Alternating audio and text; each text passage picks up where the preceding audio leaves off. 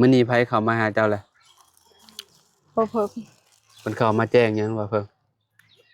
เราบ่ได้แจ้งหยังเราบอกแต่มีมีคนมาหา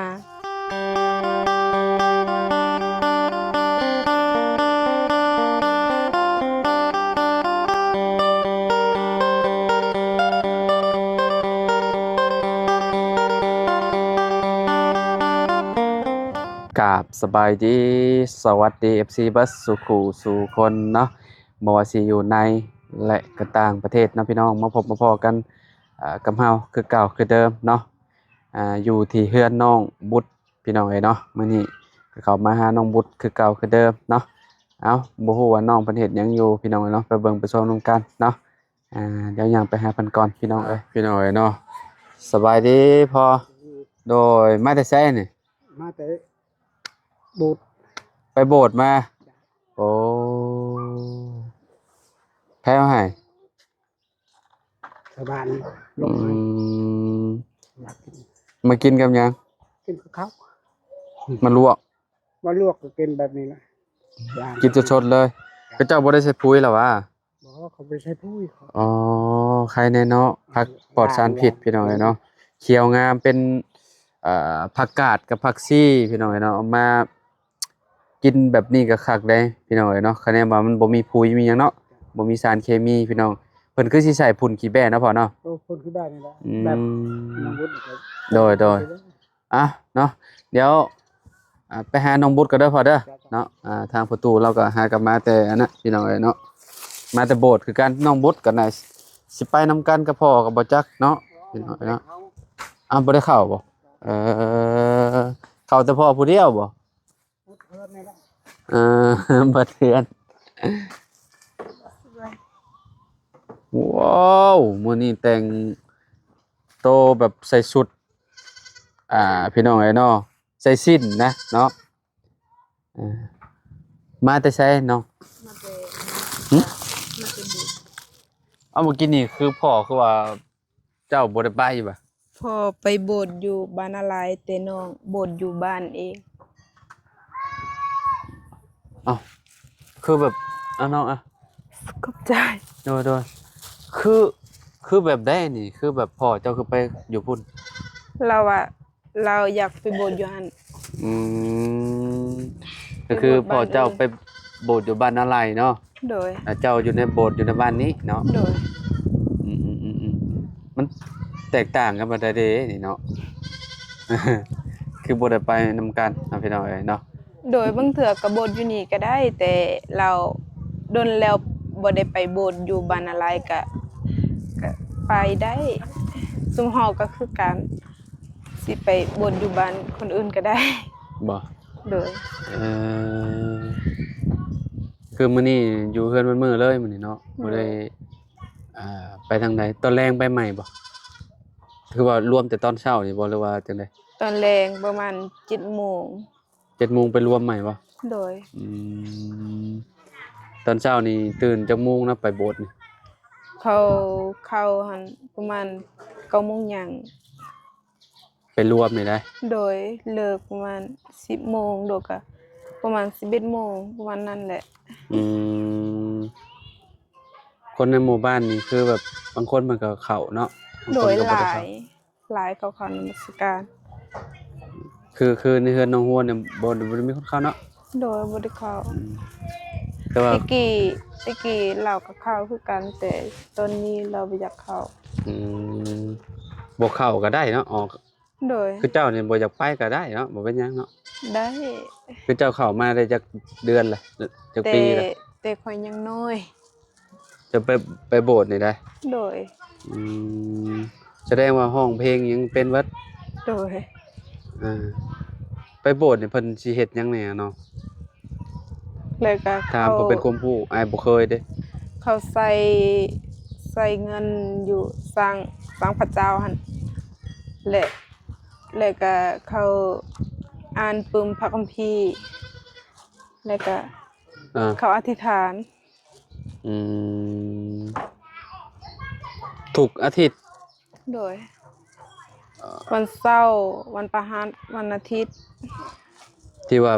ไปโบสถ์นี่ได้ โดย อ๋อ วันประหารหัน ทิศหนึ่งมีอยู่3มื้อเนาะ โดย อืมๆๆ วันประหารหันไปแต่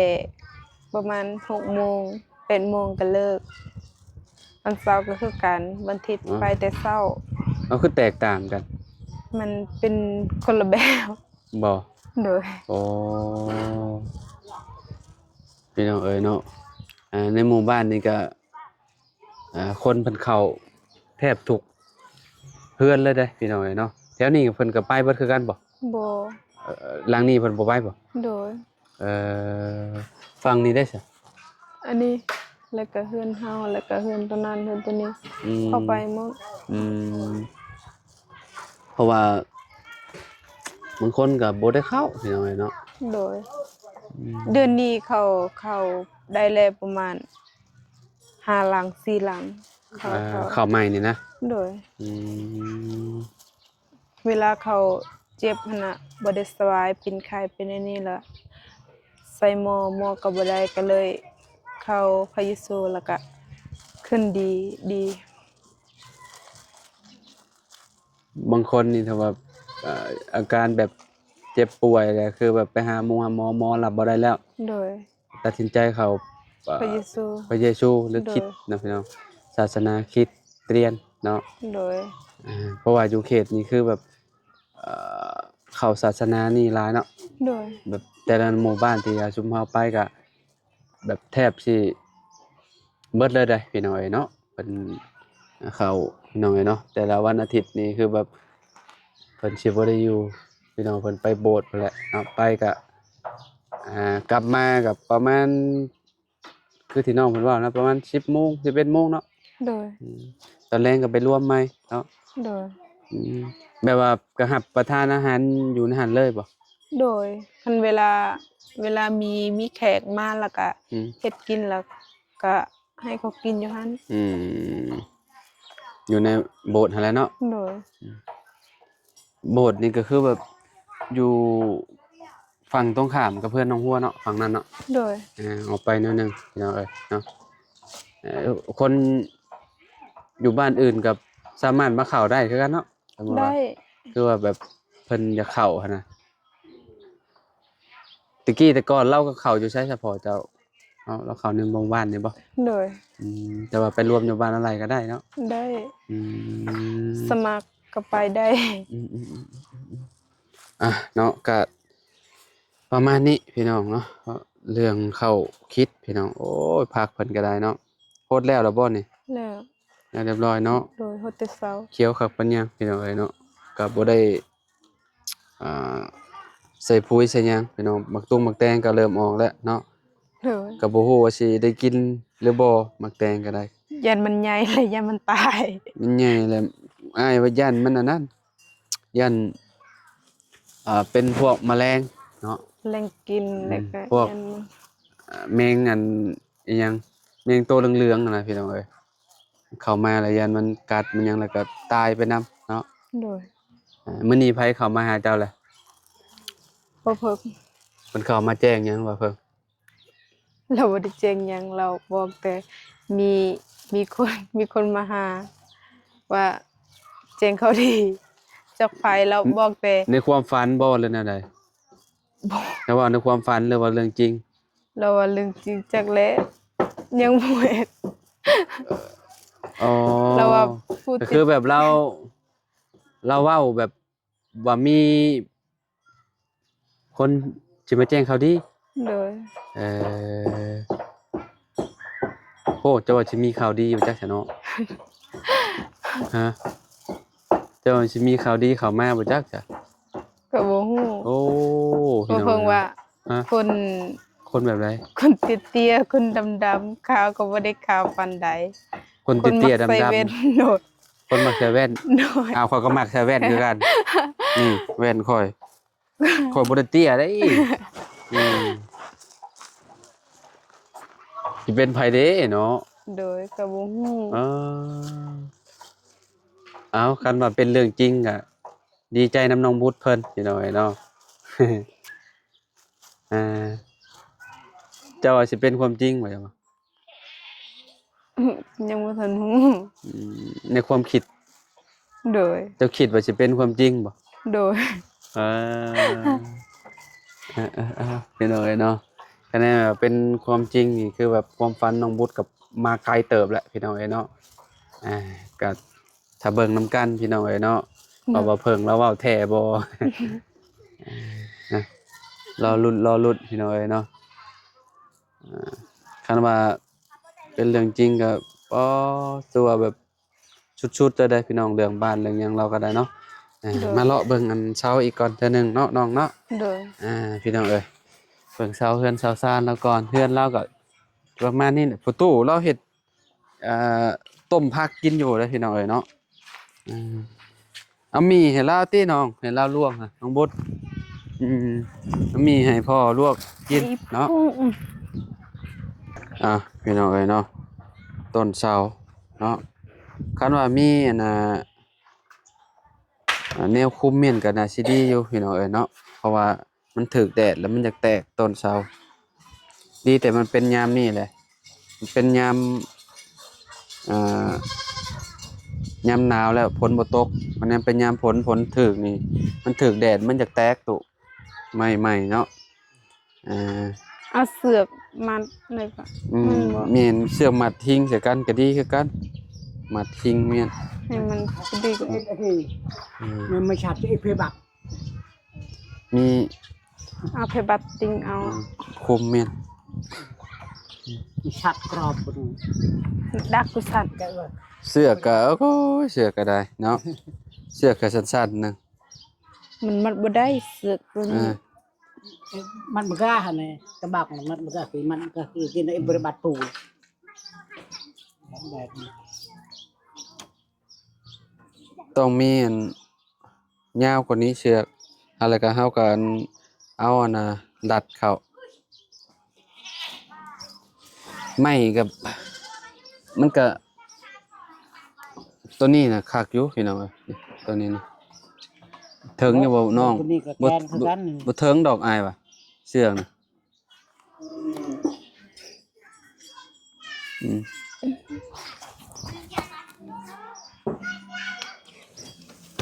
ถึงเนาะถึงบ่เนาะใช่มันฮอดใช่ถึงอยู่เนาะโดยกอลก็บริกอปนไหนคือบริมัดเมียนมัดสำได้สำนึงแหละมัดให้มันอันน่ะบ่ต้องมัดตึงเฮาหาไม้มาลัดเอามัดเฮาไม้มากิ้วเอามัดแบบธรรมดาแบบบ่ต้องตึงปานใดลวกมันแรงมัดสำนั้นแล้วหาไม้มาบัดหาไม้มาอันนั้นมันตากแดดแหละดนๆไปแล้วมันจะกรอบอย่างยังใหม่นี่พี่น้องเนาะเพราะมันบ่แม่นเสาไม้เก่าเด้มันเป็นไม้ใหม่บ่ได้นี่เห็นบ่เฮือนประตู7 ปีก็เสาแบบนี้แหละซื้อมาตากแดดตากลมเมียนแล้วโอ้บ่ได้ดวงเจอก็ว่าเริ่มก็เวียดอันนี้ให้มันจนใหญ่มีแต่จากแตกมองนี้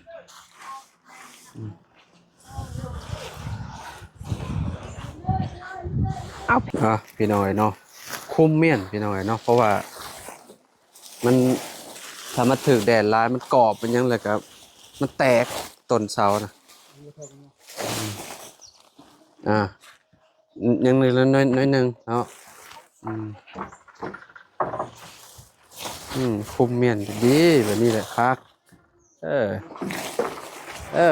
โอ้ยคักแล้วมาในตู้เลยหาไม้มานะเมียน มาทับเมียนรถ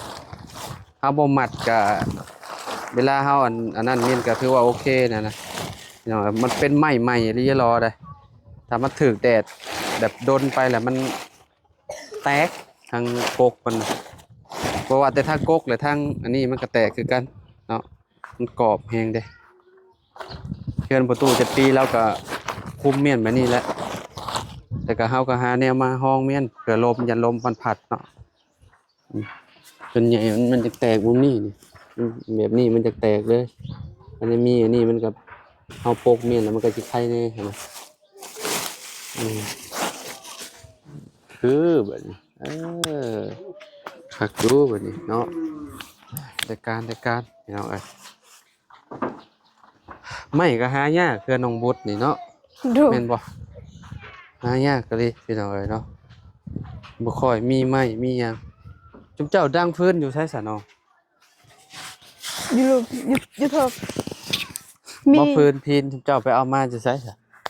อยู่แคมป์เซ่ ถ้าเก็บมากระฮิตนี่ยังห้องก็ได้ดอกบ่เป็นหยังช่วงนี้มันยังบ่ล้มบ่เป็นหยังก็คุมเมียนกับบ่ไปแล้ว เอ็ดอีกดิเอ็ดตะมัง โอ้โอ้หินพลผ้าบ่นฮะ นี่ หินพลผ้าพ่อเจ้าว่าอ้ายสิได้นี่ไม้ตัวนี้ก็ได้นี่หนักอยู่ว่านี่โอ้ได้อยู่คุมยันมันอันนั้นเนาะสอดเข้าพื้นโลดสอดเข้าเมียน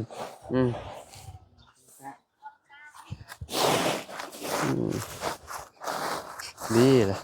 แบบนี้เลยเวลาเฮาเฮ็ดมันจังบ่แตกบ่หยังเนาะ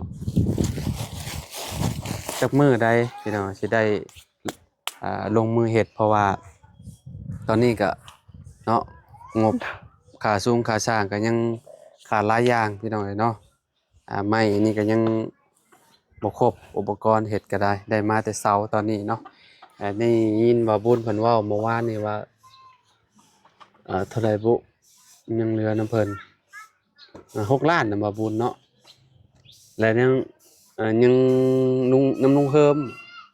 ประมาณ8 ล้านพี่น้อง8 ล้านปลายๆเนาะประมาณนั้นแหละเนาะยังเอ้ยเนาะเดี๋ยวทีมงานเพิ่นกำลังสิคำนวณเบิ่งพี่น้องเรื่องไม้เรื่องตอกว่าสิเป็นจังไดเนาะว่าสิได้หยังแน่หั่นน่ะเพราะว่าคันเฮ็ดเทือนนี่มันก็ต้องใส่งบหลายอยู่แล้วพี่น้องเอ้ยเนาะคันว่าเครื่องของครบเนาะค่าสร้างครบก็สิได้ลงมือเนาะนี่แหละพากันมางกระต๊อบตัวนี้แล้วก็ไปปลูกเฮ็ดกระต๊อบให้เรานอนอีกได้พี่น้องเนาะเพื่อสร้างเรือนสิแล้วเนาะ ดู ต้องสมมุติว่าบ่อิหยังบ่ครบมันก็เฮ็ดต่อบ่ได้พี่น้องเนาะตู้เนาะโอ้เวลาฝนตกนี่ก็คือแบบเรียบร้อยเลยเนาะอันนี้คุมแม่นแบบนี้เลยพี่น้องเนาะหัวโจกๆลงมาเลยเนาะ ทำนี่ หมองทางกลางมันหัวแห้งบ่เออ เห็นไหมเนาะอ้าวกะจังได๋กะสู้ๆกินข้าวแล้วบ่พ่อ บอล ต้มบอนอืมโอเคซะเนาะเอาอยู่ดีมีแฮงเด้อพ่อเด้อเนาะโดยดีใจนำได้เซาได้หยังเนาะไปซะอ้ายไปเด้อเพิ่นเด้อ โดย จะได้ก็สู้ๆเนาะโดยพี่น้องเอ้ยไปพ่อแม่พี่น้องเอ้ยเนาะจังได้ก็ขอบคุณ FC เบิดสุขสู่คนเนาะที่เป็นกำลังใจให้เด้อพี่น้องเด้อเนาะตอนนี้น้องบูธเพิ่นก็ขึ้นไปหาเฮ็ดอยู่เฮ็ดกินให้พ่อเพิ่นแล้วเนาะเอาอยู่ดีมีแฮงขอบคุณหลายๆพี่น้องสบายดีพี่น้องเอ้ยเนาะ